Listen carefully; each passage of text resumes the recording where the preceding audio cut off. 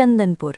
इसी गांव के एक कोने में एक टूटी फूटी झोपड़ी है जो शायद आखिरी सांसें गिन रही है। ये घर है रामू का, एक गरीब किसान जिसके पास अब ना खेत बचा है, ना अनाज और ना ही जीने की कोई वजह। आज की सुबह भी रामू के लिए वही पुरानी भूख और लाचारी लेकर आई है। रामू अपनी झोपड़ी के अंदर बैठा है।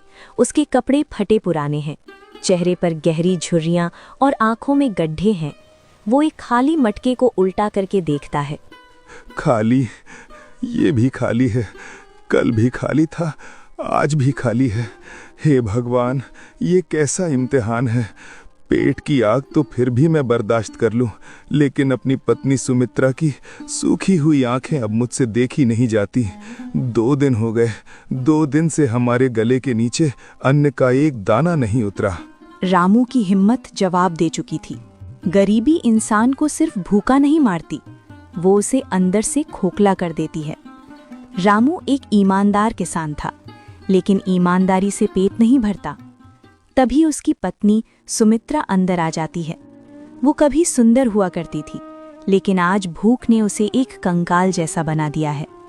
उसके हाथ में एक लोटा है जिसमें गंदा सा पानी है। लो, थोड़ा पानी पी लो। गांव के बाहर वाले तालाब में बस कीचड़ ही बचा है। बड़ी मुश्किल से कपड़े से छान कर ये थोड़ा सा पानी लाई हूँ, पी लो, शायद पेट को थोड़ा सुकून मिले। सुमित्रा, मुझे माफ कर दे। मैं एक असफल पति हूँ। जिस घर में तू ब्याह कर आई थी, आज उस घर में तुझे पिलाने के लिए साफ पानी तक नहीं है। मैं तुझे क्या सुख दे पाया? सिर्फ भूख, सिर्फ आंसू। ऐसा मत कहो जी, ये समय का खेल है। जब हमारे खेत हरे भरे थे तब हमने पूरे गांव को खिलाया है। आज समय बुरा है तो क्या हुआ, हम साथ हैं, यही बहुत है। पी लो पानी। तभी अचानक दरवाजे के खटखटाने की आवाज आती है।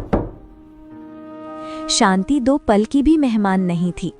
दरवाजे पर खड़ा था गांव का जमींदार ठाकुर बलवंत सिंह। उसकी भारी मूछें, हाथ में एक मोटा डंडा लिए खड़ा था। उसके पीछे उसका मुनीम खड़ा था। रामू, ओ रामू के बच्चे, बाहर निकल, या आज तेरी इस झोपड़ी में ही आग लगा दूं। रामू और सुमित्रा डर के मारे खड़े हो जाते हैं। रामू हाथ जोड़कर आगे बढ़ता है। मालिक, आप, गरीब खाने में आपका स्वागत है। कहिए, क्या हुक्म है? स्वागत गया भाड़ में। मेरा ब्याज कहाँ है? पिछले 6 महीने से तू सिर्फ तारीख पे तारीख दे रहा है। मुझे लगा तू मर गया होगा, लेकिन तू तो यहाँ आराम से बैठा पानी पी रहा है। मालिक, आप तो जानते हैं, सूखा पड़ा है, खेत में कुछ नहीं हुआ, घर में खाने को दाना नहीं है। मैं आपका ब्याज कैसे दूं? मुझ पर थोड़ी दया कीजिए मालिक। जैसे ही बारिश होगी मैं पाई पाई चुका दूंगा। बारिश? बारिश तो अब तेरे मरने के बाद ही होगी। सुन रामू, मुझे बहानों से पेट नहीं भरना। कल सूरज ढलने तक अगर मेरे 500 रुपए नहीं मिले तो ये झोपड़ी मेरी होगी, और तू और तेरी ये पत्नी गांव के बाहर भीख मांगते नजर आओगे। नहीं मालिक, ऐसे अनर्थ मत कीजिए। ये छत ही तो हमारा एक सहारा है, इसे मत छीनिए।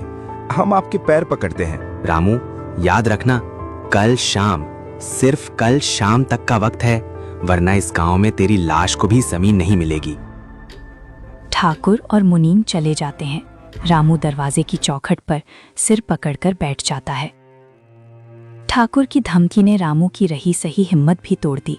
500 रुपए? जहां 5 रुपए देखना नसीब नहीं था, वहां 500 रुपए कैसे आएंगे? रामू पागलों की तरह घर से निकल पड़ा। उसे नहीं पता था कि वो कहाँ जा रहा है, बस चलते जाना चाहता था। शायद मौत उसे ढूंढ ले। रामू एक सुनसान रास्ते पर चल रहा है। दोनों तरफ सूखे पेड़ हैं, कोई जानवर या इंसान नहीं है। किससे मांगू मदद?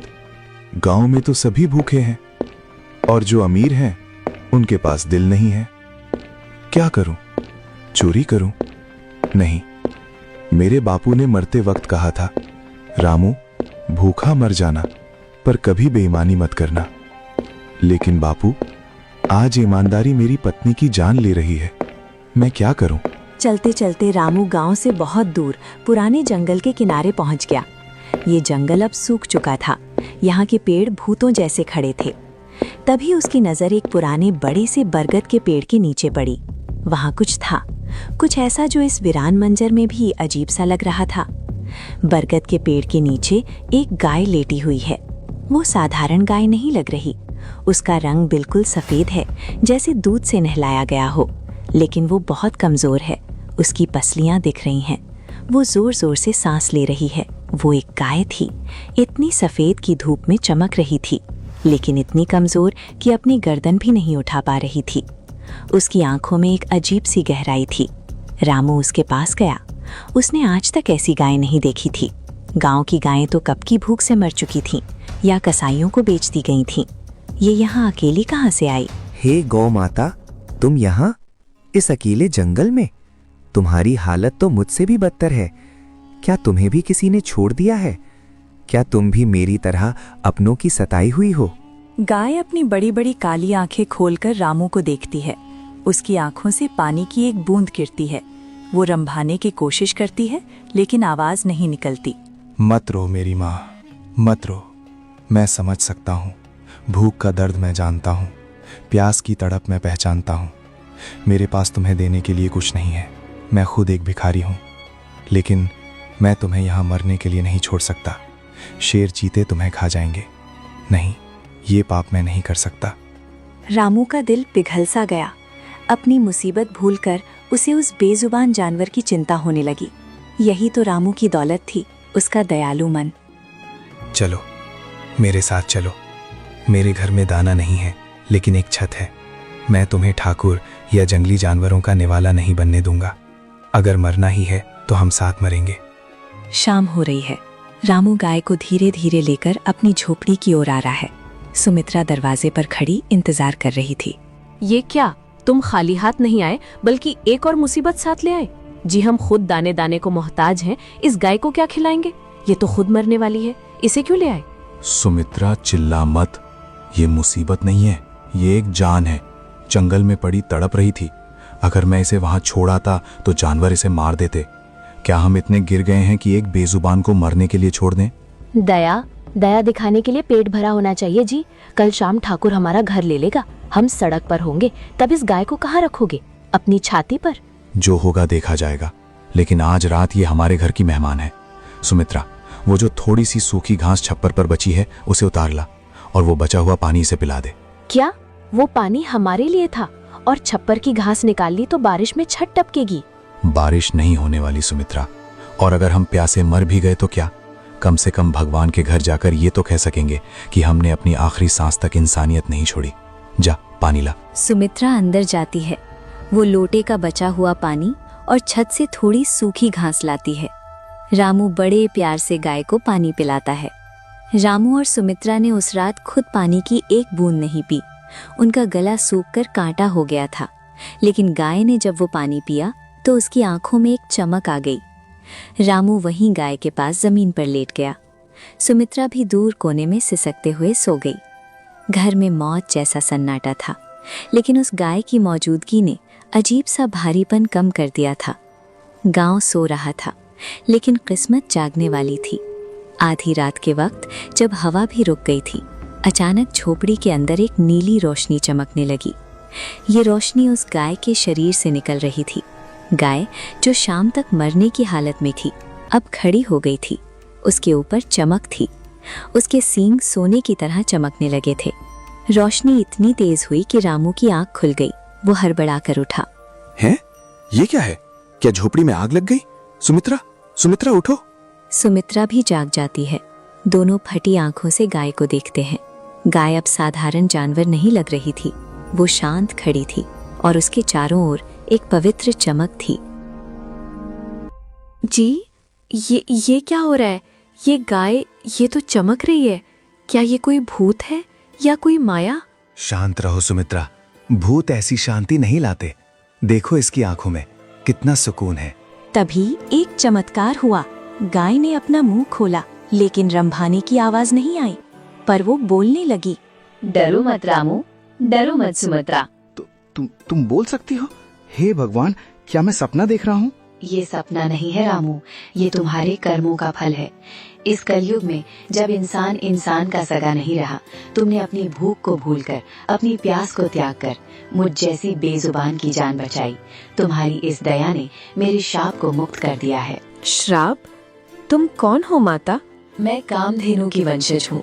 एक ऋषि के गुस्से के कारण मैं साधारण गाय बनकर इस धरती पर भटक रही थी। मुझे मुक्ति तभी मिल सकती थी जब कोई ऐसा इंसान मिले जो अपनी जान से ज्यादा मेरी जान की परवाह करे। आज तुमने वो कर दिखाया। रामू और सुमित्रा के हाथ जुड़ गए। वे जमीन पर बैठ गए।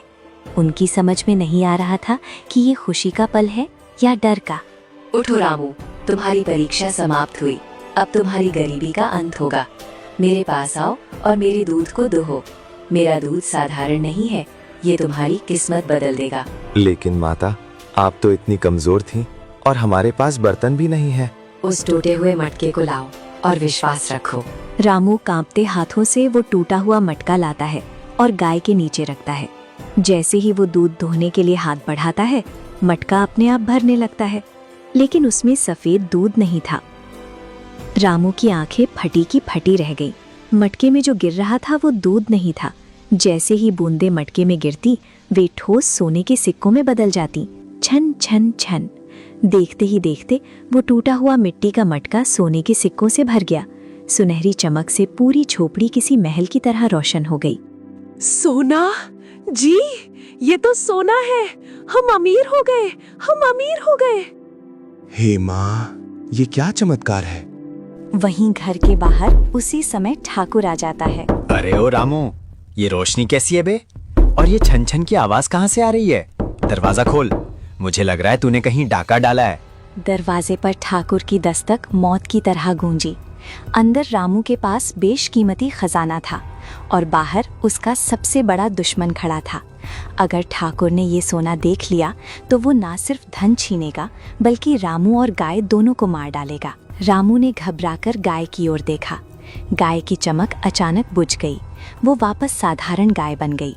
दरवाजा टूटने ही वाला था। अब क्या होगा? ठाकुर अंदर आ